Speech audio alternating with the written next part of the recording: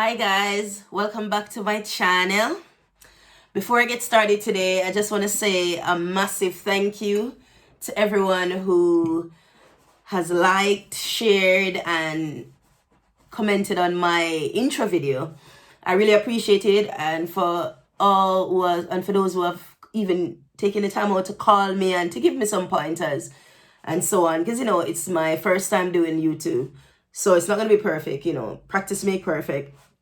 So I just want to say thank you guys for the support. Thank you guys for tuning in, and I look forward to for what's ahead in the future. I know you can see my teacup here. So at the moment, I'm drinking some Cersei tea. Most of Jamaicans would know what Cersei is really. Maybe others, but yeah, it's a Cersei tea bag, because in Jamaica we have the Cersei leaf, but in England we get the tea bag because they can't really grow Cersei here, I believe. But yeah, my skin has been breaking out, so my mom said, man, just boil some Cersei tea and it will purge your blood. I don't know if that's really true. I've never really tested it, but we'll see. Yeah, but it's quite bitter, so I'm not really looking forward to drinking it. I made it a little bit, let it cool a bit, but I'm not really looking forward to drinking it because it's Jamaicans will know what I'm talking about. Cersei, bitter bad. I'm gonna look at taste and see. We don't know. Oh god. Oh jeez. I had some yesterday as well. Ooh, it's not my favorite, and it's really bitter, man.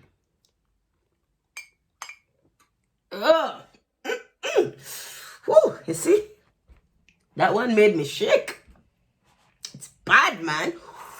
And the taste, it just doesn't go. It's just there. I'll do one more for I'll do one more for the camera. It's bad, but Cersei is good. It has its purpose.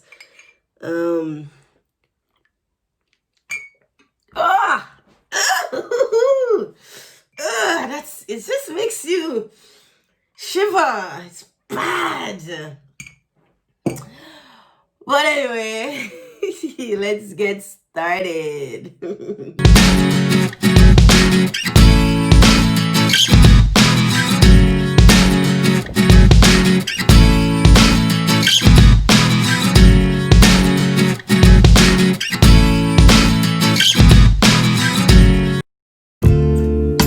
So, yeah, a little backstory on where I'm from.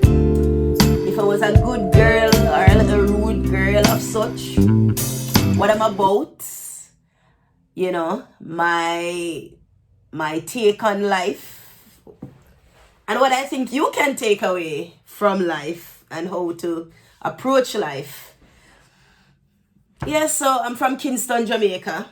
I don't think I'll disclose exactly where in Kingston, Jamaica. A lot of people know, but I don't want to disclose that yet.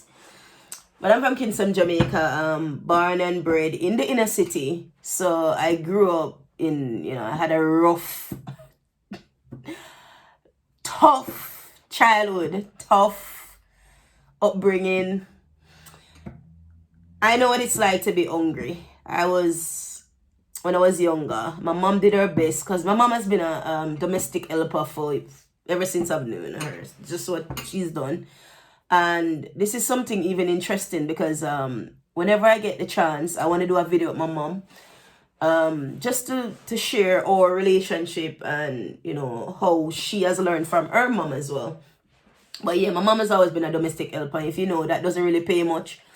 So growing up, I've always had a tough life. I've always, most times, didn't really have much clothes. Even Christmas time, everybody could get dressed and happy go lucky, but I was always the one who, it was really on Christmas Day that mommy would be able to go and buy something for me. And it's not really like you're going to the proper store, it's like the cheap market.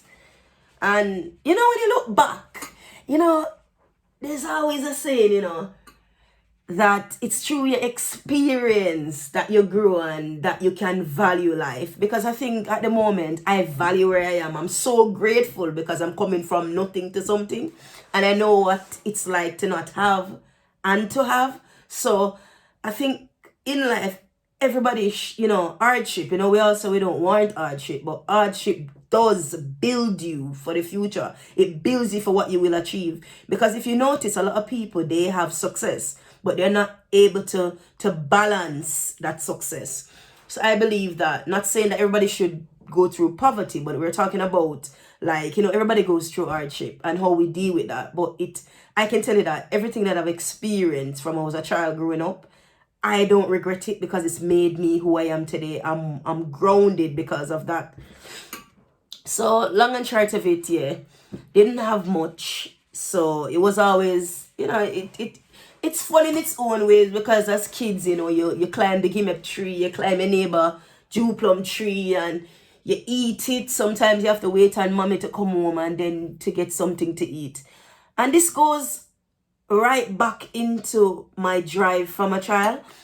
I don't really understand completely if ambition and drive is intrinsic or it's learned behavior. But I know for me, and this is the reason why you can't stereotype everybody, because we're not all the same. Some people, it's harder for them to see a vision, and some people it's quicker. Some people are quicker learners, some people are not quick at learning. Again, that's something that I want to go deeper into at another time, in terms of who we are and what makes us different, and why is it that one person has drive, the next person doesn't have drive. Why is it that we can grow up in the same inner city community, one person launches out, one person is able to rise above, and then others aren't able to rise above. They just become a statistic. They just become the product of their environment. So that's quite something interesting.